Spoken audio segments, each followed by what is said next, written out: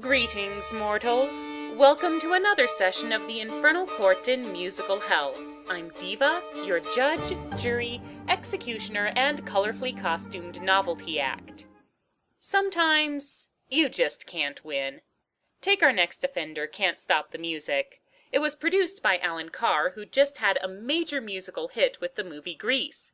It began filming in 1979 when both disco and its stars, gay fantasy group The Village People, were at the height of their popularity. It had a huge publicity campaign, including a one-hour TV special featuring guest stars such as Cher and Hugh Hefner. With that much momentum, what could possibly go wrong? Oh, did you have to? Well, for starters, director Nancy Walker and leading lady Valerie Perrin fought to the point where the cinematographer had to step in to direct Perrin's scenes. The Village People's lead singer, Victor Willis, quit the group right before production and had to be replaced by Ray Simpson.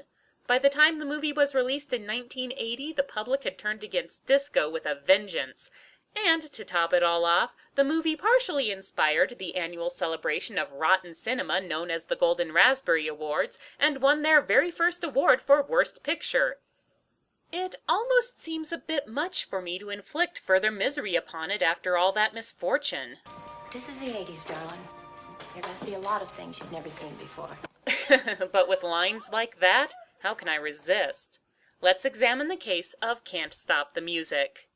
During opening titles that instantly camp the movie up more than The Birdcage and To Wong Fu Thanks for Everything Julie Newmar put together, we're introduced to a roller skating record store clerk called Jack Morrell. If I ever needed to get off on time, tonight is the night. I mean, it's practically life or death. Ugh, thank you so bloody much, Stonecutters. Who makes Gutenberg a star? Jack instantly earns sin number 1 with the combination of Gutenberg's performance and the character's general loathsomeness. He starts off by getting himself fired from his job, and the only question is why it didn't happen sooner. Okay, Schultze, have it your way.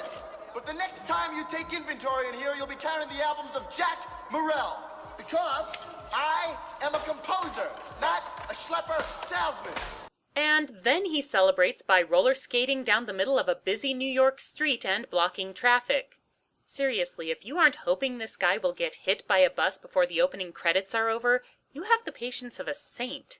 Even then you will be sorely tested by the combination of Jack's ego and the way everybody around him insists on bolstering it.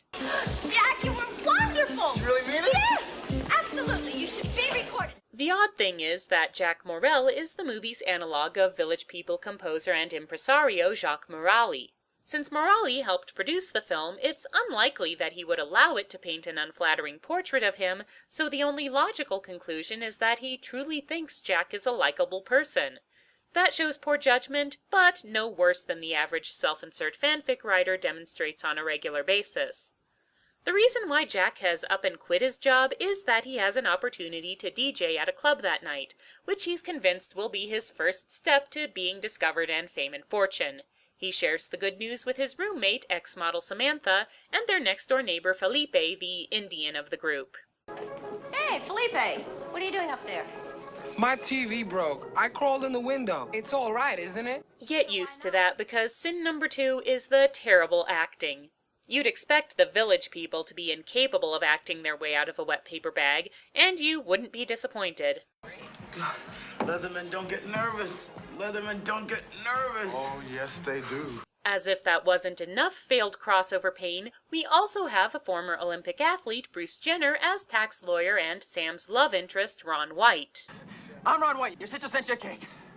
A little old lady just robbed me. But even the people who presumably do this acting thing for a living are lousy. You'd think that at least one minor character might have a decent line reading somewhere. No such luck. Glad to I see was you. leaving an audition this afternoon when I heard this great voice. It was him. Jack's DJ gig is at a club called Saddle Tramps.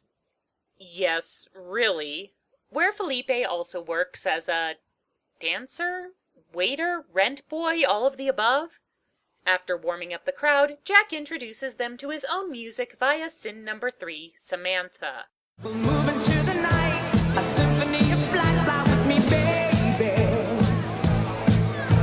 You wanna see me cry? Well, can't you see that I need you now? It's really weird to introduce Jack's supposed musical genius with this romantic come-on to his roommate, as nothing either before or after the song indicates that his feelings for Samantha are anything other than platonic. That's probably a good thing, as the lyrics would likely send her running in the opposite direction. You owe it to yourself, with me and no one else. I love you, baby. Stop teasing me this way. Don't kiss and run away. Enjoy it, baby. The conclusion of the song contains these weird flashes around the dancing clubbers. It's probably not a good idea to watch this scene if you're epileptic. Or if you're not epileptic. This one song convinces Sam that Jack should send his music to recording studios, but for all Jack's talk about wanting to be a big famous hit songsmith, he doesn't want to put in a whole lot of effort towards reaching that goal. Sam, there's more to it than that. Like what? Like it's impossible. Look, nobody has time for anybody, and nobody gives new people a break. He also needs actual singers to help him cut a demo recording. Luckily, they both happen to know Felipe, who just happens to have a lovely set of pipes. Do I sing? Do I sing? When I'm calling you.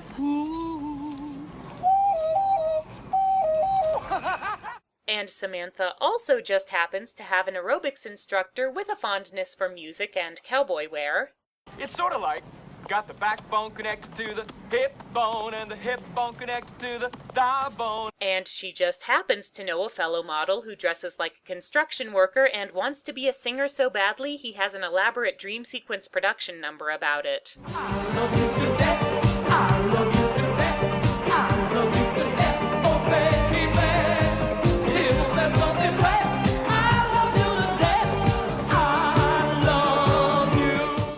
At the demo recording party, Sam's token black friend just happens to show up because she just happened to meet singing police officer Ray on her way home from work and just happened to bring him along. Also just happening to be there are Sam's ex-boss Sydney, Sydney's oversexed assistant Lulu, Jack's mom, played by June, hey, isn't she Gypsy Rose Lee's sister Havoc, and Ron, who just happens to turn up delivering a cake after he just happens to be mugged by an old lady in the middle of the street. Do you get the feeling that there's a lot of just happening in this movie? Good, because that's sin number 4. The story the movie tells just isn't very interesting. You know what Can't Stop the Music reminds me of? The Muppet Movie. Think about it. It's a heavily fictionalized account of how a group of diverse, colorful performers meet, form a bond, pursue the dream of making it big, and succeed beyond their wildest dreams. But that's where the similarities end. First, the Muppets have distinct characters and personalities, whereas the only thing that distinguishes the Village People from each other is their preference in fetish wear. Second, the Muppet Movie develops the concept better. It introduces each character in a unique way that fits them and gives them something to do in the plot. There are obstacles, an antagonist, and a variety of emotional beats that the story goes through. Because we care for the characters and watch them struggle, we want them to succeed and are happy when they do. Can't Stop the Music never thinks of anything to do with the Village People. In fact, they're secondary characters in their own story. Most of the focus is on Jack, Sam, and Ron, and they're a pain to be around. And it's not that much of a story. Even though most of the main characters quit their jobs in order to throw in with the new band, there's never any sense that there's any risk for them. There are obstacles occasionally, but they're done away with almost as soon as they're introduced, usually by somebody knowing somebody who just happens to have a solution to the problem at hand. Everything comes too easily for the protagonists, so there's no tension and no reason to root for them, even if they weren't all total asshats. The closest thing the movie has to true bad guys are the uptight squares and big industry muckety-mucks who sneer and act shocked at these hip young kids from Greenwich Village.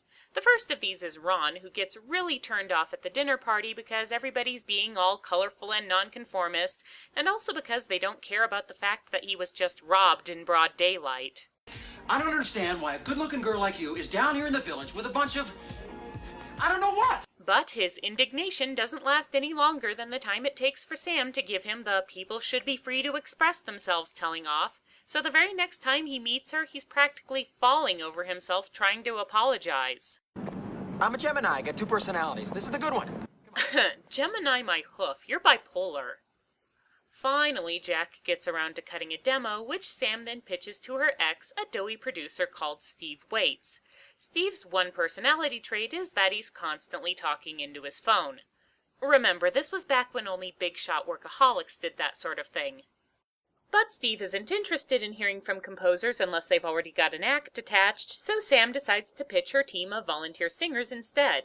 And she basically seduces the still-smitten Steve into auditioning them, even though we just heard her complaining about other producers wanting to seduce her. I saw a music publisher, a couple of talent agents, and a record company VP. What'd they say? Would I discuss it over dinner? It's the same old casting couch routine. Later, she celebrates her conquest by spilling hot lasagna all over Ron's crotch. Oh my God! Oh no! Oh my God! Right, I'm calling sin number 5 on the humor attempts. They're too self-conscious. You can practically hear the rim shot they wanted to include after every punchline. And he's going into the party business. As in Tupperware? How do you know my sister? I live next door to her in St. Louis. She must have been 80 years old. Oh, that's not my sister. She's older than... The worst by far is Lulu, whose sole purpose in the movie is to be dumb and horny. Housework is like bad sex. Every time I do it, I swear I will never do it again.